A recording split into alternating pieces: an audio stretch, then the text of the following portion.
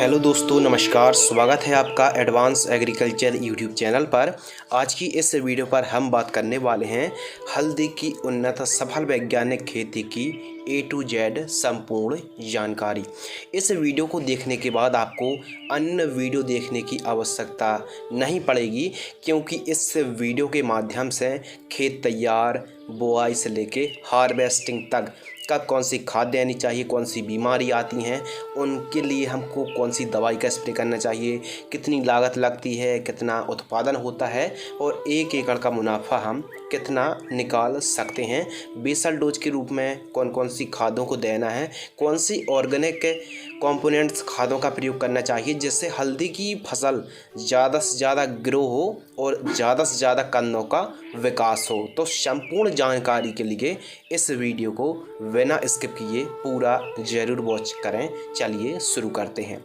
सबसे पहले बात करते हैं अनुकूल समय। हल्दी की खेती करने के लिए 10 अप्रैल से लेके 15 जून के मध्य अनुकूल समय माना जाता है। बरसात आने से पहले, मानसून आने से पहले 15 से 20 दिन पहले तक आप सोइंग कर दीजिए, बिजाई आप कर दीजिए। नेक्स्ट और महत्वपूर्ण टॉपिक टेम्परेचर और जलवायु। तो हल्दी की जो क्रॉप्स है खरीफ सीजन की फसल है और इसके लिए जो टेम्परेचर है, जो तापमान है, मिनिमम जो टेम्परेचर है 22 से 24 डिग्री सेल्सियस और अधिकतम 35 से 36 डिग्री सेल्सियस का टेम्परेचर काफ़ी अनुकूल और काफ़ी उपयुक्त माना जाता है। अगले विषय के ऊपर वार्तालाप करते हैं, भूमि यानी सोयल। तो हल्दी की खेती वालुई मिट्टी, वालुई दोमट, काली मिट्टी, काली दोमट, चिकनी मिट्टी, पीली मिट्टी पर भी आप सफलतापूर्वक अधिक से अधिक उत्पादन निकाल सकते हैं। साथ ही मध्यम भूमि भी चल जाएगी, लेकिन उत्तम जल निकास का प्रबंध होना बहुत ही ज़रूरी है। बरसात हो जाती है तो खेत में पानी ठहरना नहीं चाहिए, उत्तम जल निकास का प्रबंध होना चाहिए और मृदा की pH वैल्यू 5.5 से लेकर 7.5 तक वेस्ट मानी जाती है। अगले टॉपिक के ऊपर बात करते हैं खेत की तैयारी। हल्दी की खेत की तैयारी यानी हल्दी की आप खेती कर रहे हैं, खेत की तैयारी करना बहुत ही ज़रूरी होता है। तो देखिए, बिजाई करने से पहले तक आप एक काम ज़रूर कर लें कि खेत के चारों तरफ जो मेड़ होती है, साफ़ सफाई होना बहुत ही ज़रूरी, एकदम साफ़ सफाई होना चाहिए। सर्वप्रथम कल्टीवेटर या फिर दगफेट या फिर तोता हल से मीडियम गहराई में चलने वाले 1 से 2 बार आपको जुताई कराना है, प्लोविंग कराना है और 2 से 3 ट्राली एकदम देसी गोबर की पकी हुई खाद, गोबर की 2 से 3 ट्राली पूरे खेत में एकदम बिखेर दीजिए। उससे उत्पादन में भी काफ़ी ज़्यादा इंक्रीजनेस देखने के लिए मिलेगी, उत्पादन में वृद्धि देखने के लिए मिलेगी और आपको ज़्यादा से ज़्यादा उत्पादन प्राप्त होगा। तो गोबर की खाद आप ज़रूर प्रयोग करें, आगे चल के केमिकल्स दवाइयों का प्रयोग आपको कम करना पड़ेगा। उसके बाद जैसे आपने गोबर की खाद पूरे खेत में बिखेर दी है, रोटोवेटर से खेत को एकदम समतल करा दीजिए। बेसल डोज के रूप में कौन कौन सी खाद देनी है आइए समझते हैं। यानी जब हम बुआई कर रहे हों तो उससे पहले जो वेट के ऊपर हमको खाद देनी है, बेसल डोज के रूप में जो खाद देनी है, DAP खाद हमको 50 किलोग्राम देनी है, सिंगल सुपर फास्फेट उर्वरक खाद पाउडर फॉर्म वाली 50 किलोग्राम देनी है, MOP muriate of potash 50 kilogram देनी है। और कई खेतों पर एक समस्या आती है, दीमक की समस्या आती है, तो रिजेंट फिप्रोनिल 0.3% का भी आप प्रयोग कर सकते हैं, 3 किलोग्राम से लेकर 5 किलोग्राम।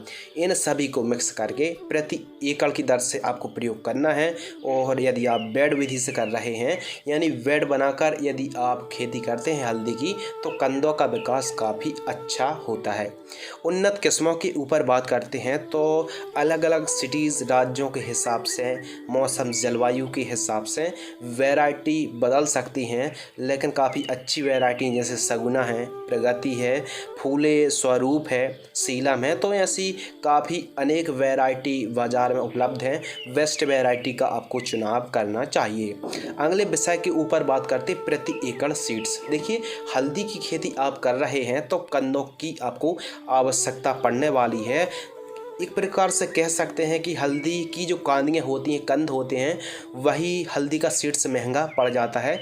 इसीलिए यह अन्य फसलों की तुलना पर यह फसल थोड़ी सी महंगी हो जाती है, तो इसका सीड्स खरीदना पड़ता है। तो 1 एकड़ पर 6 से 8 क्विंटल कन्नों की आवश्यकता पड़ेगी, गांठों की आवश्यकता पड़ने वाली है। और जो गांठें हैं 25 रुपये किलो के हिसाब से, यानी 1 क्विंटल में 2500 रुपये के आसपास 1 क्विंटल की कांदियाँ पड़ती हैं। तो 6 से 8 क्विंटल 1 एकड़, लगभग मान लीजिए 20,000 रुपये के आसपास हमको 1 एकड़ का खर्च आएगा केवल सीड्स यानी कन्नों का। हल्दी की फसल पर वैट बहुत ही ज़रूरी है, तो वैट विधि से आप हल्दी की खेती करें। साधारण तरीके की तुलना पर यदि आप वैट विधि से हल्दी यानी टर्मरिक की खेती करते हैं तो आपको चौड़ाई किस प्रकार रखना है, आइए समझते हैं। वैट मेकर या फिर वैट राइजर से आपको वैट तैयार करना है।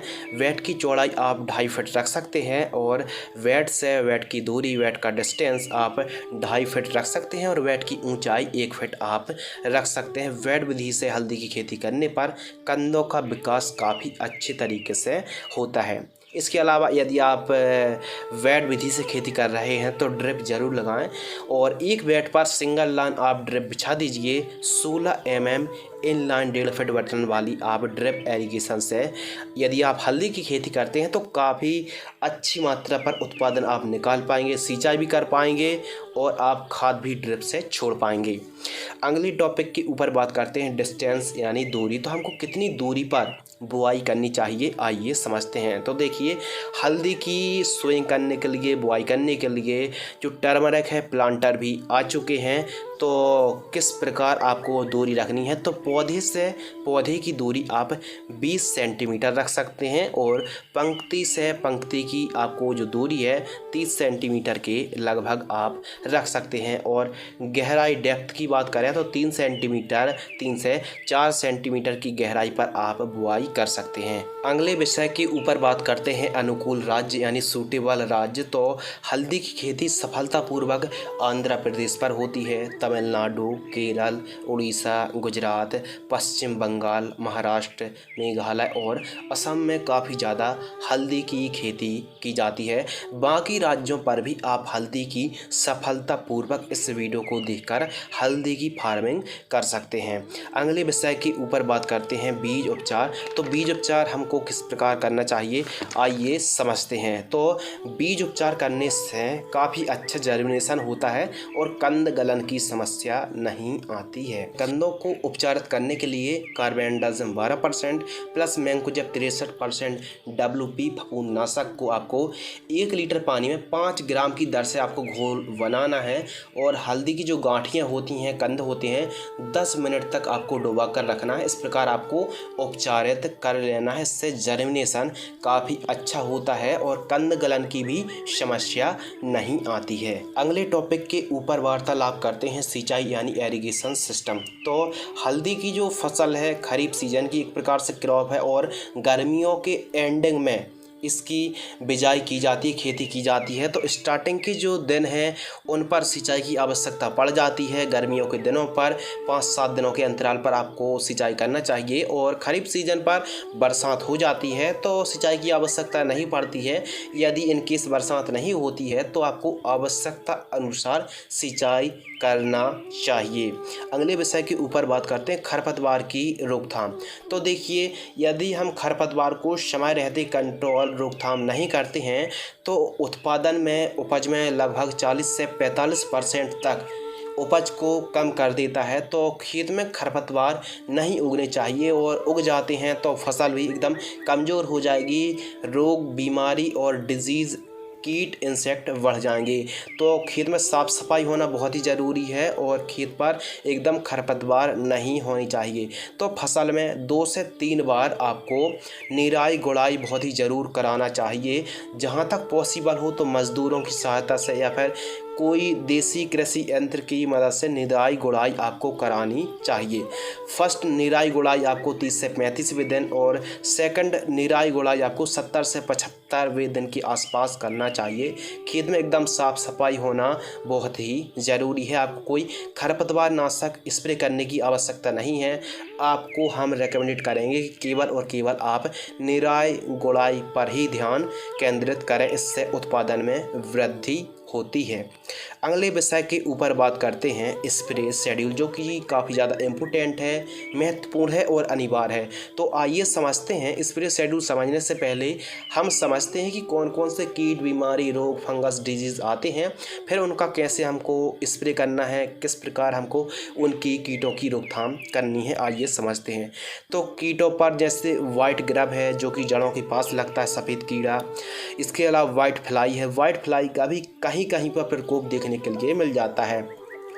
इसके अलावा एफिड, जैसेड, सेमी लूपर इल्ली का भी प्रकोप देखने के लिए मिल जाता है। इसके अलावा स्टेम बोरर का भी प्रयोग यानी तना छेदक का भी प्रकोप देखने के लिए मिलता है। कुछ बीमारी भी आती हैं जैसे पर्णचित्ती रोग, बैक्टीरियल विलाइट भी आता है। इसके अलावा पर्पल ब्लॉच और कंद गलन की जो समस्या है, काफ़ी गंभीर समस्या है। और भी हल्दी के जो पत्ते हैं पीले पड़ते हैं, सूखते हैं और कई प्रकार की फंगस जनित बीमारी भी आती हैं। तो इन सभी समस्याओं की रोकथाम करने के लिए आपको कौन कौन से स्प्रे लेने चाहिए, आइए हम सीक्वेंस तरीके से समझाते हैं। फर्स्ट स्प्रे, जब हमारी हल्दी की फसल बुआई से 30 से 35 दिन के आसपास की होती है तो कृषि रसायन कंपनी की पोषक super plant growth promoter 25 ml लेना है और M45 फंगिसाइड 40 ग्राम लेना है।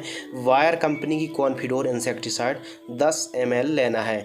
इन तीनों को मिक्स करके कब, जब फसल 30 से 35 दिन के आसपास की होती है तो 15 लीटर पानी में घोल करके आपको छिड़काव करना चाहिए।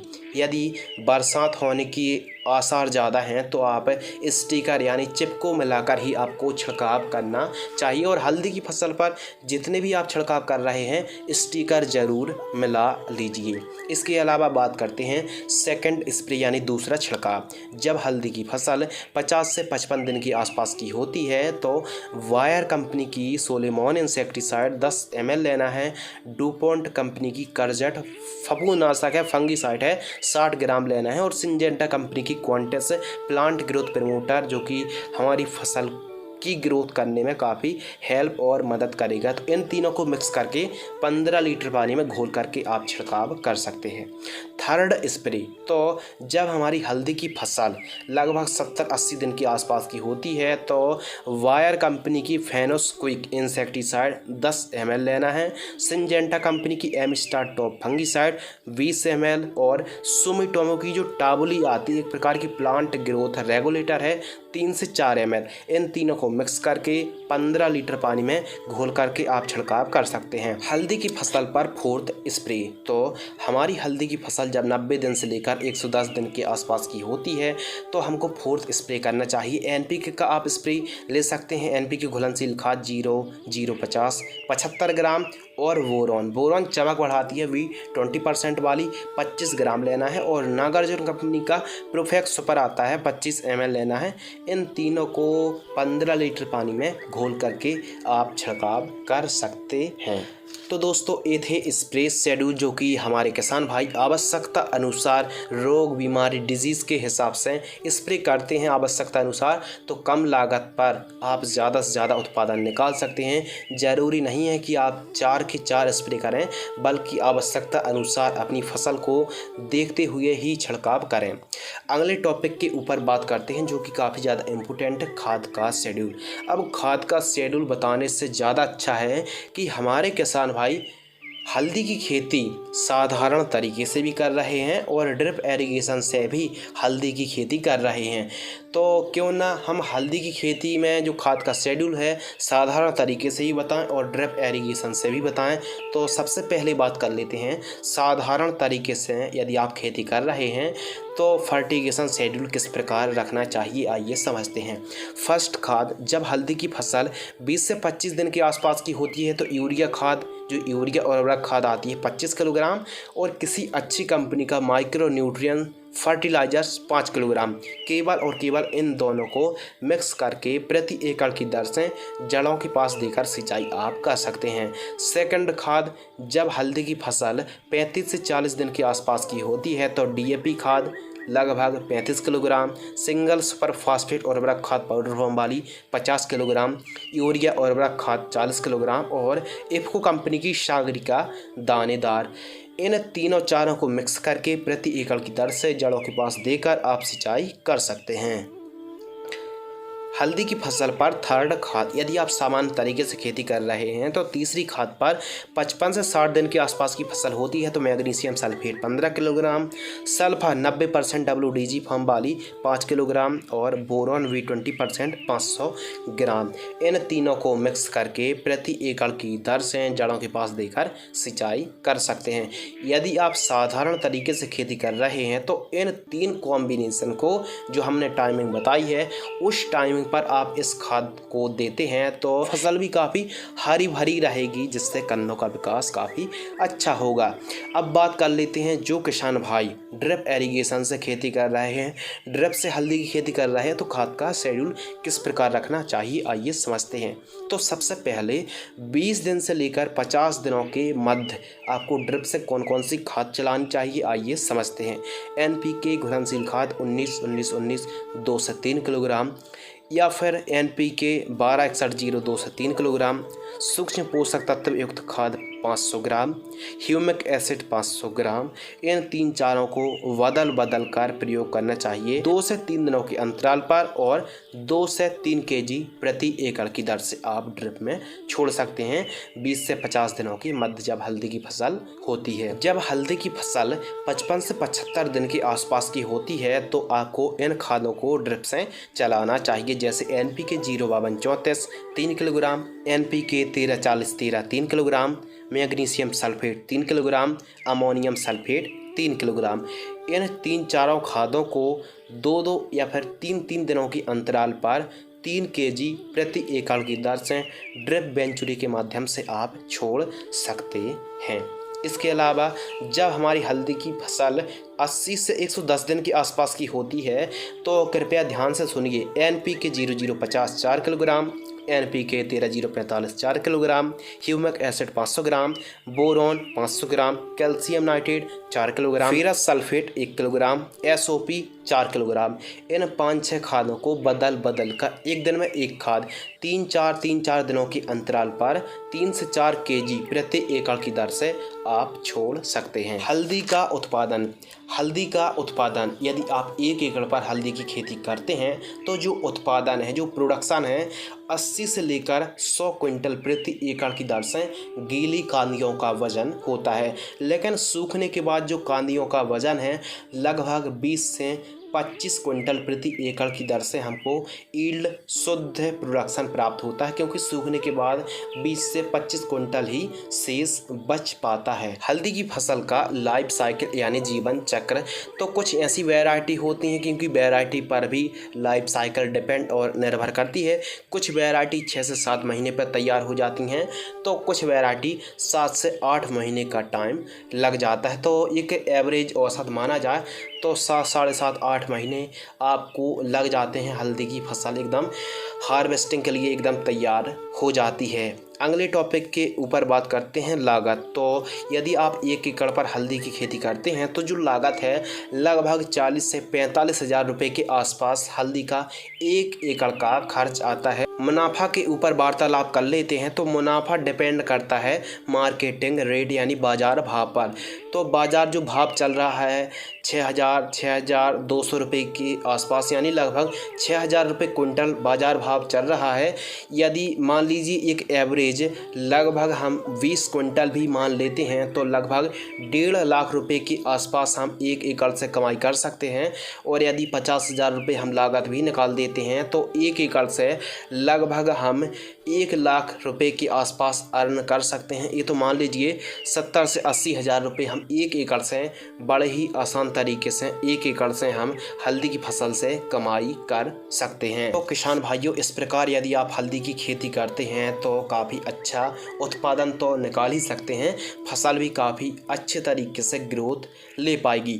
ज़रूरी नहीं है कि हमने जितनी खाद दवाइयों के नाम बताए हैं आप सभी की सभी प्रयोग करें, इस्तेमाल करें, यूज़ करें, नहीं, बल्कि हल्दी की फसल पर आवश्यकता अनुसार जैसे जैसे न्यूट्रिएंट की कमी हो रही है उसके अनुसार पूर्ति करें। बुआई के समय गोबर की खाद प्रयोग करें। बेसल डोज के रूप में जो खाद बताई है कम भी कर सकते हैं। यदि फसल काफ़ी अच्छे तरीके से ग्रो ले रही है या फिर मिट्टी काफ़ी अच्छी उपजाऊ है और उर्वरक क्षमता अच्छी है तो आप कम खाद दवाइयों का ही प्रयोग कर सकते हैं। और रही बात स्प्रे की, यदि हल्दी की फसल पर कोई बीमारी नहीं है तो प्रिवेंटिव रूप में आप हल्की फुल्की दवाइयों का ही स्प्रे करते रहें। महंगी दवाई स्प्रे करने की आवश्यकता नहीं है। यदि आप इस प्रकार हल्दी यानी टर्मरिक की खेती करते हैं तो काफ़ी अच्छा आप उत्पादन भी निकाल सकते हैं और सफलतापूर्वक आप हल्दी की खेती कर सकते हैं, ग्रो कर सकते हैं। उम्मीद करते हैं इस वीडियो से आपको कुछ नया, नॉलेजेबल और इंटरेस्टिंग ज़रूर सीखने के लिए मिला होगा। इसी प्रकार की जानकारी के लिए आप सब्सक्राइब कर लीजिए the advance agriculture YouTube channel को। तो मैं आपका होस्ट एंड दोस्त शिव कुमार, मिलते हैं कुछ और इसी प्रकार नई नॉलेजेबल जानकारी के साथ। तब तक के लिए धन्यवाद, नमस्कार।